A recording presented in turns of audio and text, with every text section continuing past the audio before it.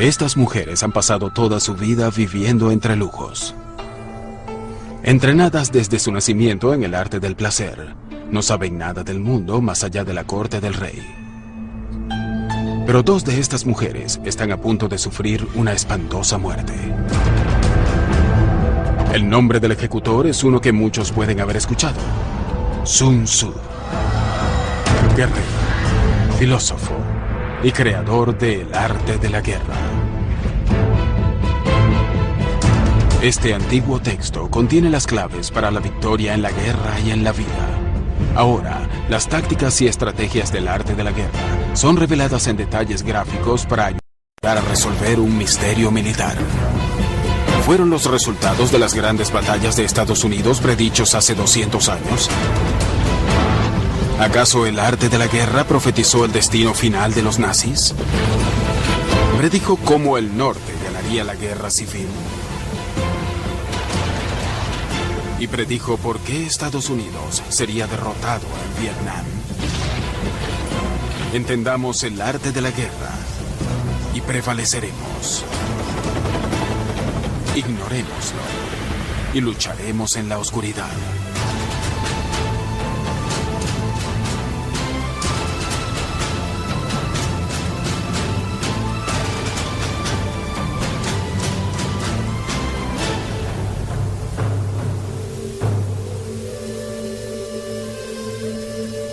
El rey Helu, gobernante del estado chino de Wu, agoniza frente a una creciente amenaza.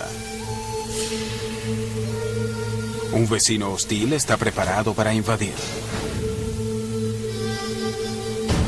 Desesperado por defender su reino, Helu convoca a una de las mentes militares más brillantes de la historia, Sun Tzu.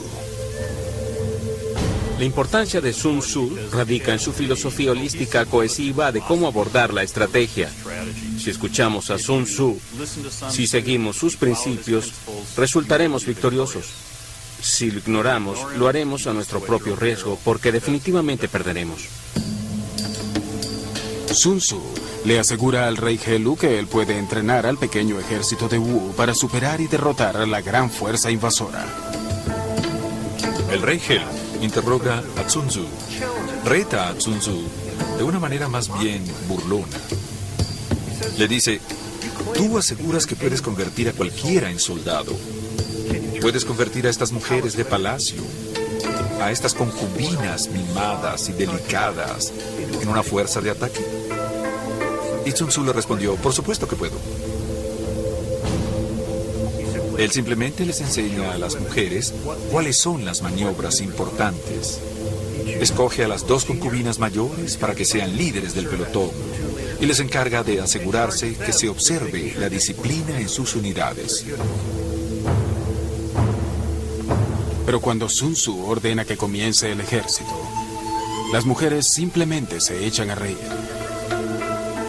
Sun Tzu dice: bueno, está bien, quizás mis instrucciones no estuvieron claras para ustedes.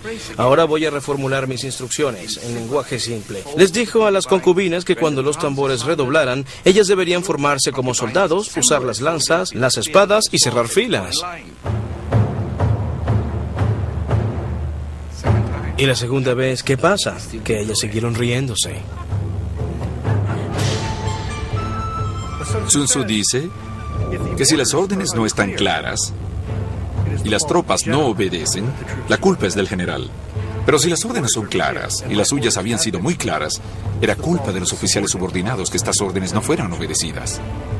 Hay una sola manera mediante la cual Sun Tzu convence a las concubinas de que está hablando en serio.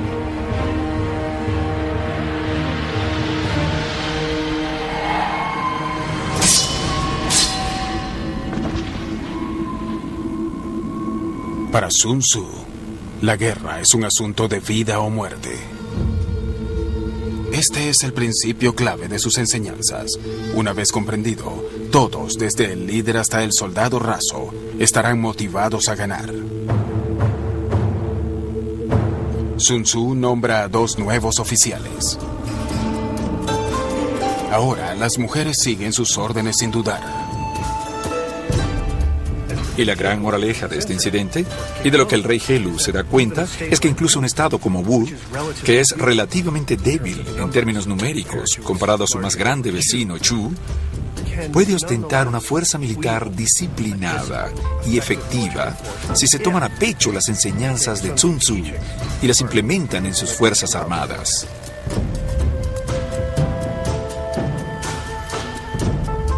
Pese a que estas mujeres nunca irán a batalla, Sun Tzu ha demostrado su punto.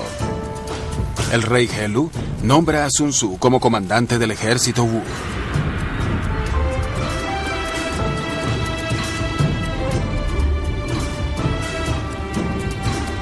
Sun Tzu ahora debe honrar su promesa de entrenar una fuerza de 30.000 hombres para luchar contra un ejército 10 veces mayor. Las estrategias y las tácticas que él usa vienen de los inicios de su obra maestra, El arte de la guerra. Sun Tzu escribe El arte de la guerra alrededor del 500 a.C. El libro está escrito verticalmente en listones de bambú, cada uno de la longitud de un palillo chino. Cada listón contiene de 15 a 25 caracteres chinos. Estos listones luego fueron laboriosamente cosidos entre sí. Dentro de los 13 capítulos del arte de la guerra, yacen los secretos del éxito. Si entiendes el arte de la guerra y sus principios, puedes predecir el resultado de las guerras o batallas. El arte de la guerra está lleno de muchos conceptos importantes, pero hay 3 principios claves que destacan y unifican la filosofía de Sun Tzu. Sun Tzu dice: conoce a tu enemigo y conócete a ti mismo, y en 100 batallas nunca estarás en peligro. En el arte de la guerra, el entendimiento de tu oponente es crucial para la victoria. Sun Tzu dice: ganar 100 batallas no es lo máximo de tus destrezas. Someter al enemigo sin luchar lo es. Las batallas cuestan vidas y dinero. Sun Tzu aprecia al general que pueda superar a su oponente con la inteligencia más que con la fuerza. Sun Tzu dice: evita lo que es fuerte, ataca lo que es débil. A lo largo de la historia, los ejércitos pelean cuerpo a cuerpo en el campo de batalla para demostrar su fuerza y su valor. Pero a Sun Tzu no le importa la gloria. Él solo desea ganar. A pesar de que cada principio es importante, hay que pensar en ellos como en cuerdas de una soga muy fuerte. Individualmente pueden ser fuertes, pero cuando los pones juntos y los usas de manera holística, son inquebrantables. Por más de 1000 años, los secretos de Sun Tzu se mantuvieron ocultos y disponibles solo para emperadores y estudiosos autorizados. Salieron a la luz en el siglo VIII de nuestra era en Japón, y desde entonces sus conceptos se han extendido por todo el mundo. Más recientemente, el arte de la guerra ha dado origen a cientos de libros que aplican sus enseñanzas a los deportes, política y negocios. Hoy, es parte del currículo esencial en muchos colegios militares, incluyendo West Point. Pero como veremos, los consejos de Sun Tzu no siempre son atendidos, lo que frecuentemente lleva al desastre. Creo que si muchos generales a través del tiempo hubieran escuchado a Sun Tzu, no hubiéramos visto muchas sangrientas guerras de desgaste con las que la humanidad ha sufrido. Él estaba muy enfocado en cómo alcanzo mi objetivo con el mínimo de recursos utilizados y la mínima cantidad de destrucción. Los principios de Sun Tzu están a punto de ser puestos a prueba. Sun Tzu ha entrenado al ejército de Wu a defenderse contra el poderoso estado de Chu al occidente. Al principio de esta guerra, entre Wu y Chu, cuando a Sun Tzu le fue otorgado el mando de un ejército de Wu, parecía que Chu tenía todas las ventajas. El ejército de Wu solo tenía 33.000 efectivos. Chu podía llevar al frente fuerzas de cientos de miles de hombres. Al mando de los 300.000 guerreros de Chu, se encuentra un primer ministro corrupto y hambriento de poder llamado Nan Wang.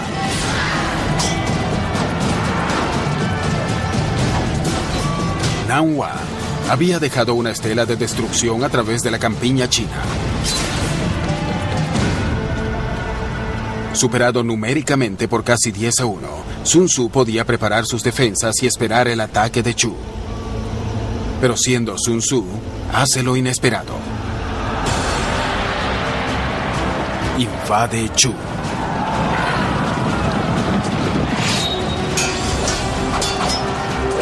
Sun Tzu no ataca de frente al ejército de Nanhua, sino que escoge objetivos débiles como puestos de avanzada remotos y pasos de frontera.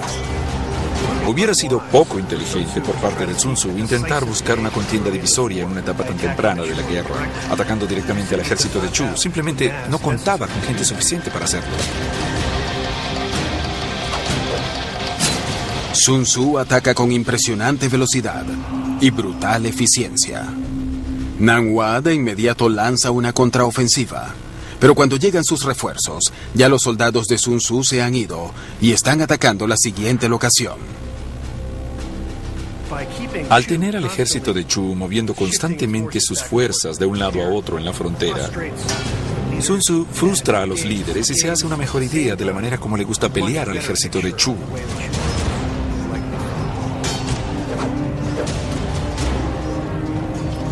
Después de cada batalla, Sun Tzu va comprendiendo mejor a su enemigo.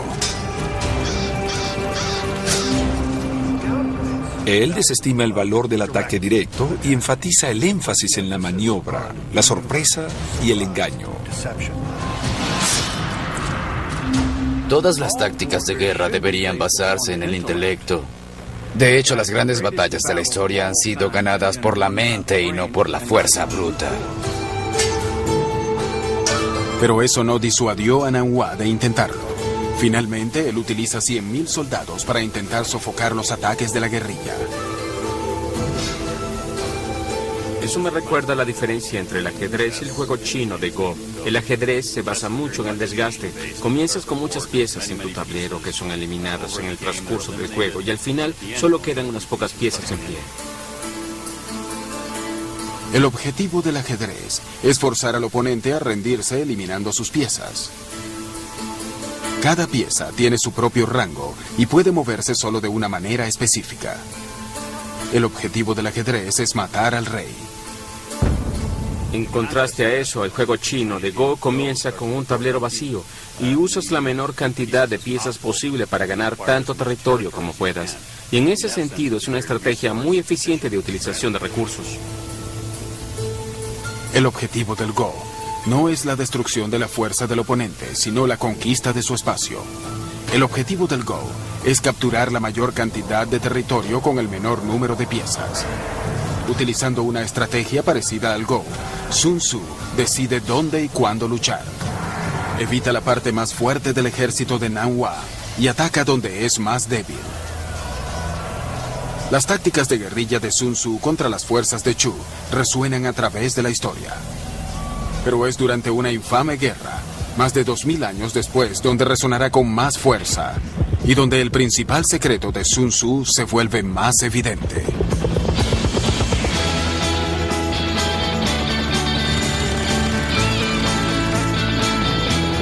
A mediados de la década de los 60, la más grande superpotencia del mundo lucha contra los comunistas norvietnamitas en un país más pequeño que el estado de Montana. El general William Westmoreland, un inflexible oficial de combate de la Segunda Guerra Mundial, ve el campo de batalla como un tablero de ajedrez, en la que los ejércitos dan la pelea de frente. Pero a diferencia del ajedrez, Vietnam no tenía un objetivo claro para que Westmoreland atacara. Es un caso clásico de un general librando su última batalla, en el sentido de que las lecciones que él había aprendido solo aplicaban parcialmente en Vietnam. Aquí no había objetivos fijos que tomar o unidades fijas que destruir. Y nadie entiende esto mejor que el general norvietnamita Vo Nguyen Giap, quien ve Vietnam como lo vería Sun Tzu, como un tablero de Go.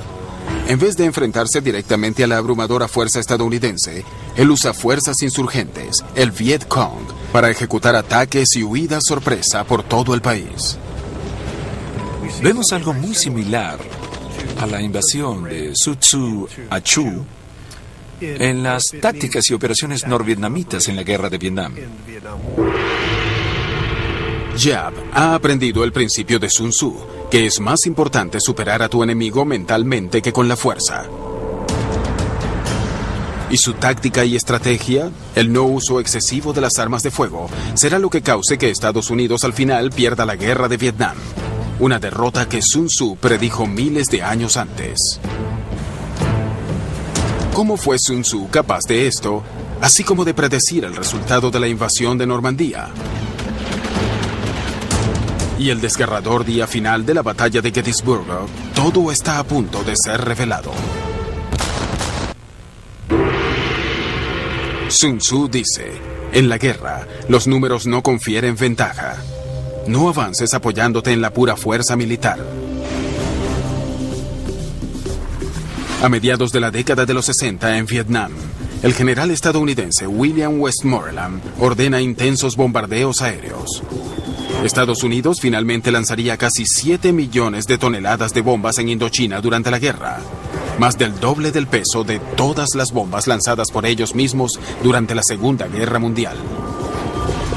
Pero los estadounidenses están a punto de aprender la lección de Sun Tzu de la manera más dura, pues a pesar del avasallante poderío militar y del valor de sus soldados, Estados Unidos no puede ganar esta guerra.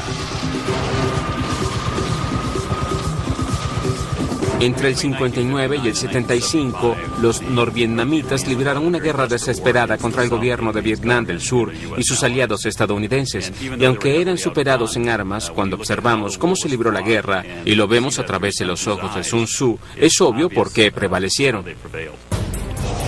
Westmoreland usa una estrategia inspirada en el ajedrez: detener el avance comunista aniquilando a tantos norvietnamitas y miembros del Vietcong como sea posible. Por el contrario, el adversario de Westmoreland, el general norvietnamita Vo Nguyen Giap, usa preferiblemente la estrategia de Sun Tzu similar al Go. Westmoreland intenta desgastar al enemigo, intentando matar a tantos como sea posible. Por su parte, Giap observa la situación más desde una perspectiva de Go, intentando enfocarse en cómo ganar tanto territorio como sea posible y luego derrotar al enemigo. Para combatir el bombardeo aéreo estadounidense, Giap recurre a un principio básico de Sun Tzu: conoce a tu enemigo y conócete a ti mismo, y en 100 batallas nunca estarás en peligro. La manera como los estadounidenses funcionaban frecuentemente era predecible. Preparaban una zona de aterrizaje a través de ataques de artillería y aéreos, y luego traían las tropas. Giap reconoció esto y se dio cuenta de que si podía hacer que sus soldados se agacharan y sobrevivieran los ataques de artillería, cuando las tropas estadounidenses aterrizaran, podrían tenderles emboscadas y someterlos. Las bombas estadounidenses no destruyen al enemigo, simplemente telegrafían que la infantería estadounidense está en camino. Giap también les ordena a sus soldados mantenerse lo más cerca posible de los soldados estadounidenses. El Vietcong no tiene táctica aérea. Y también entienden que una vez que sus posiciones sean identificadas en cualquier batalla, los van a acribillar desde el aire. ¿Cómo compensan eso? Bueno, el general Giap decidió agarrar al enemigo por la cintura. Dicho de otro modo, cierras filas con el enemigo, entremezclas tus fuerzas con las suyas para que ellos no puedan ejecutar un ataque aéreo sin hacer daño a sus propias tropas. Libre de las bombas, Giap lanza contra las tropas terrestres estadounidenses un ataque de guerrilla inspirado en Sun Tzu.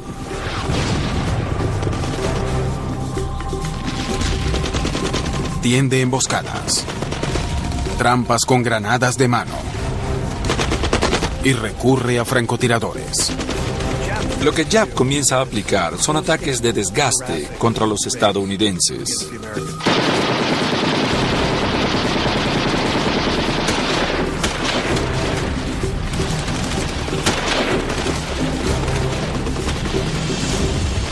Y a Sun Tzu le agrada esta idea, porque al forzar al enemigo a maniobrar y a responder, él revela sus fortalezas y debilidades. Y mientras más conoces sus fortalezas y debilidades, puedes evitar las primeras y explotar las últimas. Y la principal debilidad de Estados Unidos en esta guerra no está en el campo de batalla. Nuestra debilidad no estaba en Vietnam. Nunca perdimos nada en Vietnam. No perdimos ni una batalla en Vietnam. Pero perdimos en la resolución del pueblo estadounidense de seguir la guerra. Giap se dio cuenta de esto desde el principio y no trató de derrotarnos en Vietnam, sino en Estados Unidos. Giap sabe que si puede volver al pueblo estadounidense en contra de la guerra, puede derrotar a las poderosas fuerzas armadas de ese país. A principios de la guerra, casi 80% de los estadounidenses apoyaban las acciones militares en Vietnam. Entre 1965 y 1967, el presidente Johnson aumenta dramáticamente las fuerzas militares de 190,000 a casi 500,000. Pero más soldados significa más bajas. Entre el 59 y el 65, Estados Unidos había sufrido 2,000 bajas en batalla, pero luego, en 1966, pasaron a 6,000 y más tarde, en el 67, a 11,000. Esto sucedió porque Westmoreland estaba actuando bajo una estrategia basada en el desgaste. Él quería dar la batalla a los norvietnamitas e intentar matar a todos los soldados que pudiera. Y por supuesto, esto llevó a mayores bajas entre los estadounidenses. Ignorando el aumento en las bajas y la potencial reacción violenta a nivel político, Westmoreland persiste en su estrategia similar al ajedrez. Uno no gana una guerra ganando batallas. Ese es un concepto muy arcaico. Roma lo aprendió. Lucharon 40 años en España, 30 años en Inglaterra y no pudieron controlar la insurgencia. Guerras, batallas y operaciones militares no son más que medios para un fin. Medios para la consecución de objetivos estratégicos. Por cierto, esos objetivos casi siempre son políticos. Lo que sucede con los hombres de la Fuerza Armada es que, como decimos, bailamos al ritmo que nos toque. Los militares tienen un truco y es la guerra. Y lo que sucede con nosotros es que esencialmente la guerra y las batallas se vuelven el fin en sí mismas, sin considerar si conducen o no al máximo objetivo estratégico, que es quebrantar la voluntad del enemigo. Pero sin importar lo sangriento que pudiera tornarse el campo de batalla, la voluntad de los vietnamitas nunca se quebrantó. Es famosa la afirmación de Giap de que estaba dispuesto a perder 10 hombres por un estadounidense. Muchos soldados norvietnamitas usaban un tatuaje que decía, nacido en el norte para morir en el sur. Y esta era la diferencia que Giap sabía que le permitiría derrotar a los estadounidenses que ahora tenían más de 500,000 de soldados en Vietnam, muchos de los cuales no querían estar allí. Los reclutas querían salir de ese país. Todos llegaban con la fecha de regreso fijada en algún lugar de sus cabezas. Se decían, en esta fecha es cuando quiero estar de vuelta. Así que es muy difícil entrenarlos para que hagan lo que se supone que deben hacer las fuerzas de operaciones especiales para sofocar una insurgencia.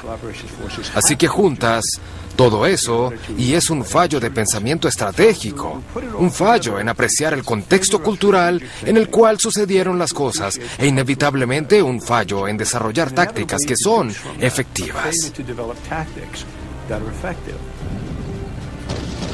Para combatir la guerrilla insurgente de Giap, Westmoreland emprendió misiones de búsqueda y destrucción a través de Vietnam del Sur.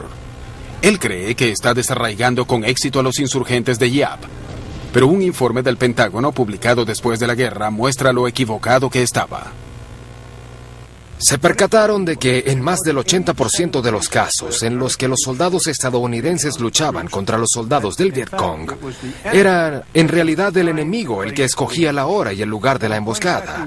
En algún momento dado, no buscaban o destruían nada. Si el enemigo no quería luchar, dejaba que los estadounidenses dieran tumbos entre la maleza, pero cuando ellos querían luchar, escogían el momento y el lugar. Las tácticas de guerrilla de Giap estaban funcionando, pero su estrategia inspirada en Sun Tzu es repentinamente anulada por sus oficiales superiores, quienes le ordenan planificar una ofensiva directa a escala total contra las fuerzas estadounidenses. Giap sabe que es suicida, y en vez de eso, modifica el plan. Volviendo a los principios de Sun Tzu, él decide coordinar un ataque simultáneo múltiple en cientos de locaciones distintas de Vietnam del Sur. La fecha para el ataque, 31 de enero de 1968, el año nuevo lunar vietnamita llamado Tet. Giap tiene menos de 9 meses para planificar esta ofensiva, una estrategia inspirada en Sun Tzu que resultará ser un punto crucial en la guerra.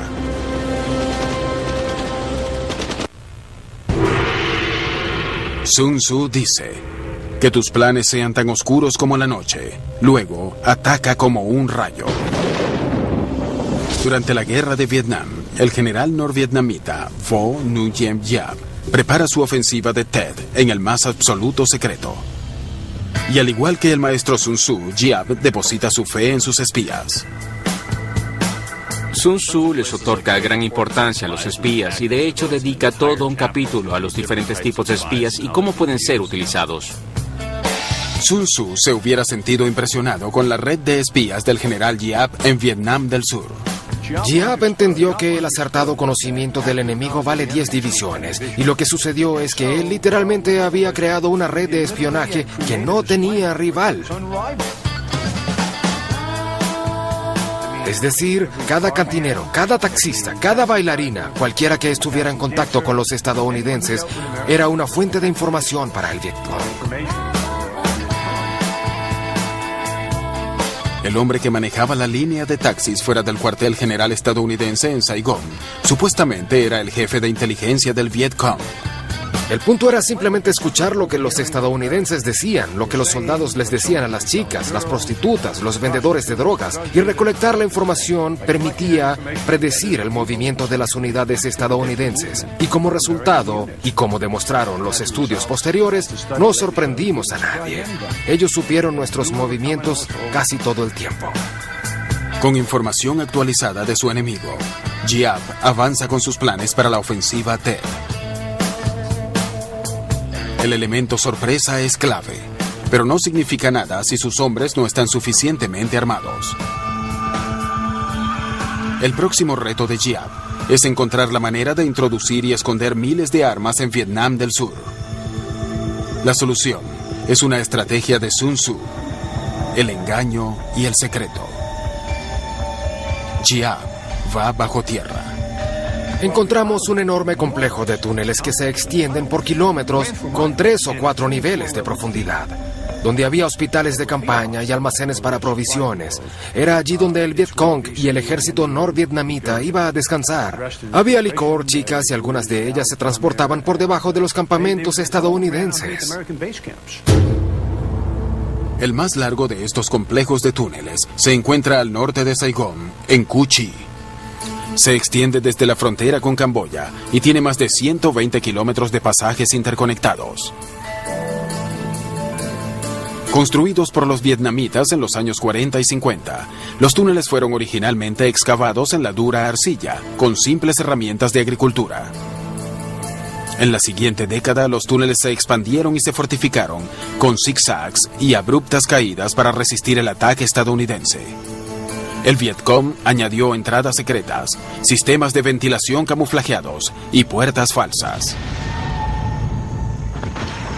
¿Cómo se lucha dentro de los túneles? Usan lo que llamamos ratas de túnel, que frecuentemente eran chicos de 1,65 m, 1,68 m, delgados, pero tremendamente valientes, para bajar a esos túneles armados solo con una 45 y una linterna. Es decir, aquí la guerra se torna realmente cerrada, sin saber lo que vas a encontrar allá abajo.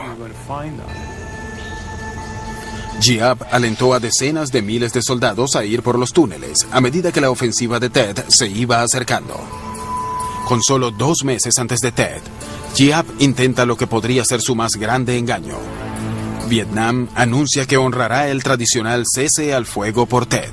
Parte de la campaña de engaño es en realidad acordar un cese al fuego por Tet. Esto realmente hizo que los estadounidenses y los survietnamitas se confiaran y pensaran que podían relajar su guardia y enviar soldados a casa, ya que no habría conflicto durante las festividades. Ahora, cuando falta poco más de una semana para Tet, Giap lanza un ataque sorpresa en la remota base estadounidense en Khe Sanh.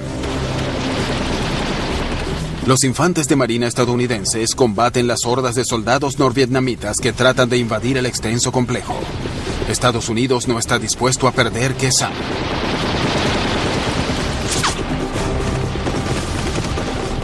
En realidad, Lyndon Johnson tiene un modelo a escala del campo de batalla para poder monitorear diariamente. Incluso da el paso de hacer que el Estado Mayor Conjunto firme un documento que dice: los estadounidenses no perderán Khe Sanh. Pero Khe Sanh no es el verdadero objetivo de Giap. Es una treta para desviar la atención estadounidense de las ciudades antes de Tet. Sun Tzu hubiera aplaudido la maniobra de Giap. Sun Tzu dice: en la batalla, utilice un ataque directo para llamar la atención y un ataque indirecto para ganar. En el arte de la guerra, debes siempre intentar engañar a tu enemigo. Escoge un lugar donde quieras atacar y luego ataca en otro lugar para distraer su atención. Mientras está distraído, captura tu verdadero objetivo. Giap ha hecho todo lo posible para prepararse para la ofensiva de Tet. Utiliza espías, secreto y engaño. El momento de atacar está cerca. 31 de enero de 1968. Los fuegos artificiales estallan. Es el año nuevo lunar de Tet. De pronto, la celebración se torna mortal. Más de 80,000 soldados del Viet Cong llevan a cabo ataques simultáneos individuales en más de 100 ciudades, aldeas y bases estadounidenses en todo Vietnam del Sur.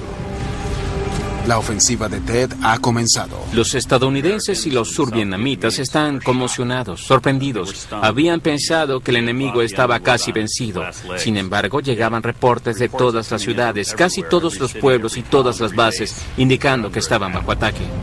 Los comandantes estadounidenses ven el mapa de Vietnam del Sur, iluminado como una máquina de pinball. No podíamos creer que hubieran movilizado tantos soldados tan cerca de las ciudades y habían sido muy pacientes.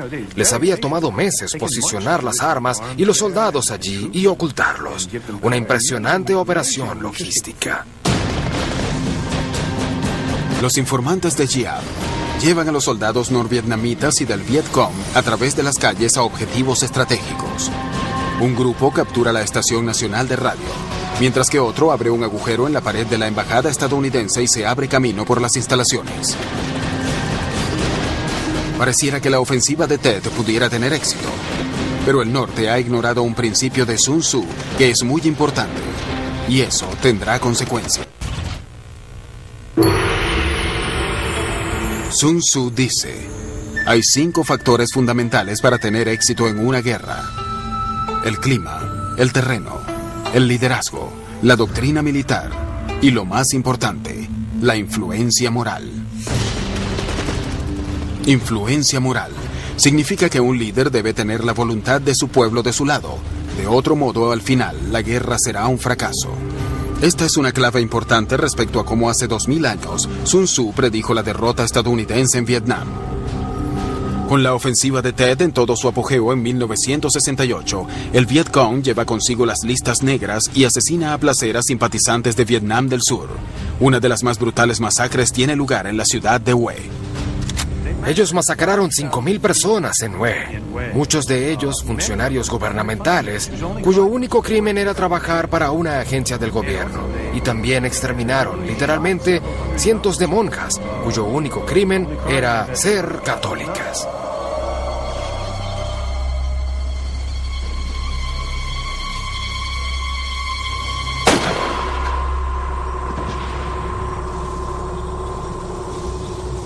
Le salió el tiro por la culata con esa brutalidad. Muchos vietnamitas dijeron: un momento, eso no es lo que nosotros hacemos. No queremos vivir gobernados por esta gente. A mi juicio, esta masacre fue terrible y sin sentido. Sin el apoyo de la gente, las pequeñas unidades de Giap quedan sin refuerzos. No tienen idea de qué hacer, ni manera de comunicarse entre sí.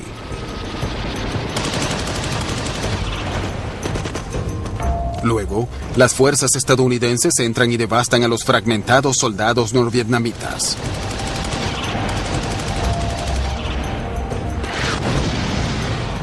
$10,000 efectivos mueren en los primeros días del ataque.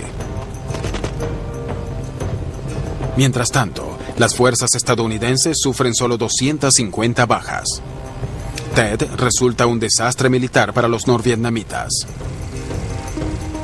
Pero el concepto de influencia moral de Sun Tzu afecta a ambos lados. Cuando los estadounidenses ven por televisión las imágenes de la ofensiva de Tet, el apoyo popular a la guerra se desvanece rápidamente.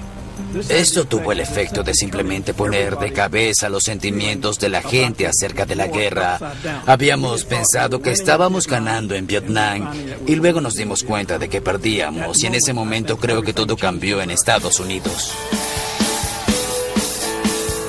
Pese a perder la batalla, Giap está en camino de ganar la guerra, derrotando a Estados Unidos donde le importaba más: en casa.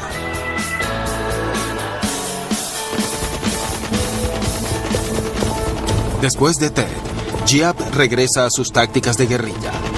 En 1975, sin el apoyo militar estadounidense, Saigón finalmente cae en manos del ejército vietnamita. Al final de la guerra, el coronel estadounidense Harry Summers se reúne con los líderes norvietnamitas para negociar la retirada estadounidense. Harry Summers, en una reunión con el coronel Thuo, su contraparte norvietnamita en Hanoi, se molestó con lo que estaba sucediendo y le dijo al coronel vietnamita: la verdad es que ustedes nunca nos vencieron en el campo de batalla. El coronel vietnamita lo miró y le dijo: bueno, es cierto, pero también es irrelevante. Era el contexto político lo que era más importante, más que el militar, como siempre ha sucedido en la historia. Otra ocasión para recordar que la guerra es un medio para conseguir un fin, y el fin siempre será determinado por la política, no por victorias o derrotas militares. Esta es otra noción que el general Giap comprendió bien, al igual que el maestro Sun Tzu.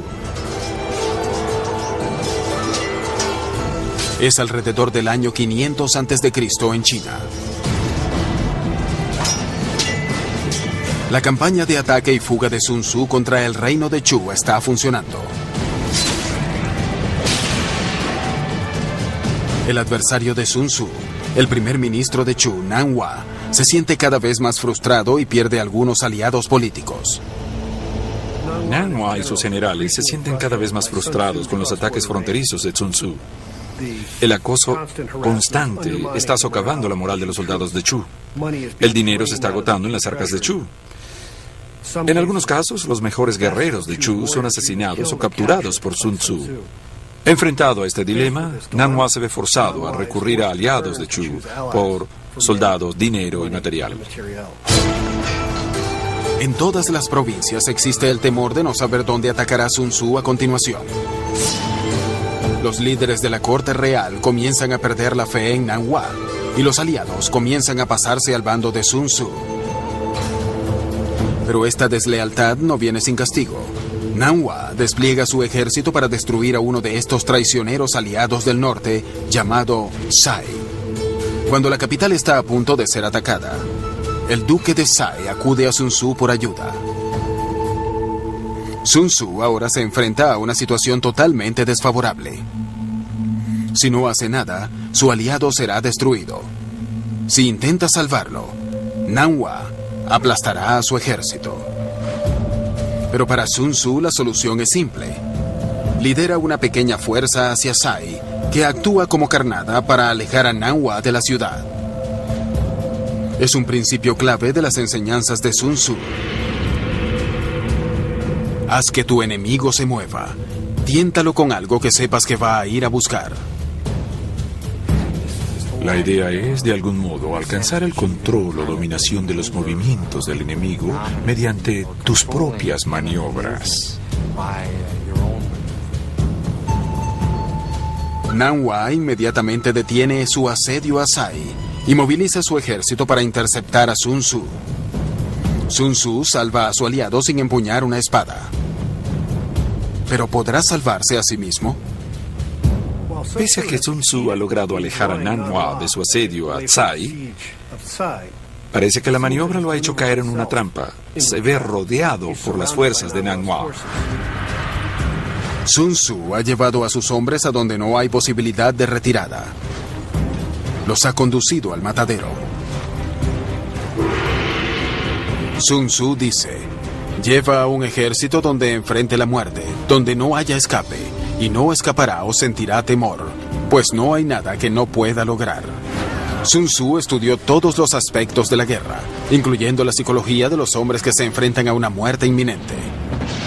Sun Tzu dice que cuando los hombres saben que están en una situación mortal, se transforman. De la noche a la mañana se convierten en guerreros temerarios y luchan con todo lo que tienen para sobrevivir. En esta situación mortal es precisamente donde Sun Tzu quiere a sus soldados. Y es en una situación mortal en la que un gran ejército se encuentra, con el destino del mundo pendiendo de un hilo.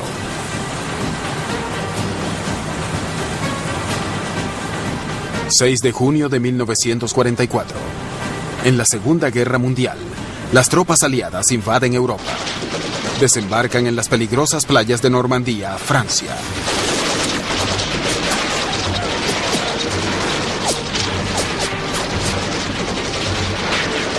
Si desembarcan tropas en una playa sin tener cómo retirarse, van a tener que pelear para sobrevivir.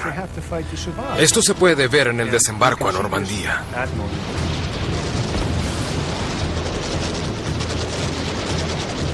Lo que esos hombres pensaban era casi increíble. Porque cuando ves esas playas y ves lo que esos hombres tuvieron que enfrentar, da absolutamente mucho que pensar. Y te hace muy orgulloso de ser estadounidense, al menos en lo que a mí respecta.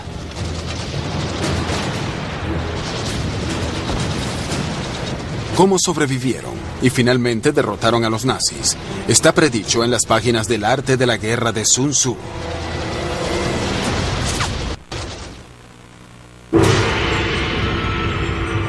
Sun Tzu dice, toda guerra es engaño. Si puedes engañar a tu enemigo antes de la batalla, es más probable que ganes. Imagínate que yo tengo 10.000 soldados, tú tienes 1.000.000. ¿Qué puedo hacer para superarte? Tengo que engañarte para que dividas tus fuerzas en grupos más diversos. El comandante supremo de los aliados, Dwight D. Eisenhower, se toma este principio a pecho y se prepara a invadir Europa durante la Segunda Guerra Mundial. Su estrategia de invasión en Normandía es una de las más atrevidas en la historia y es presagiada en las páginas del Arte de la Guerra de Sun Tzu. Para 1944, la Alemania nazi sabe que los aliados se están acercando, pero no sabe dónde ni cuándo. Está claro que en algún momento, para poder ganar la Segunda Guerra Mundial, los aliados tendrían que invadir el continente, y la concentración de Inglaterra es el único lugar donde podrían desplegarse. Eso significa que tendrían que desembarcar en algún lugar de la costa francesa. La única pregunta es, ¿dónde? Las únicas 3 locaciones posibles donde los aliados podían desembarcar eran el Paso de Calais, la península de Cherburgo o las playas de Normandía. La razón por la que esto era cierto es que los aliados estaban seguros de que solo podrían desembarcar en una isla que estuviera protegida desde el aire por los cazas que volaran desde el sur de Inglaterra. El alcance de estos cazas era de 640 kilómetros. En consecuencia, cualquier lugar de desembarco tenía que estar a 320 kilómetros. Pero incluso con soporte aéreo, los aliados saben que una invasión a Europa por una playa es casi imposible. Para tener éxito deben emplear una estrategia de Go más que una estrategia de ajedrez.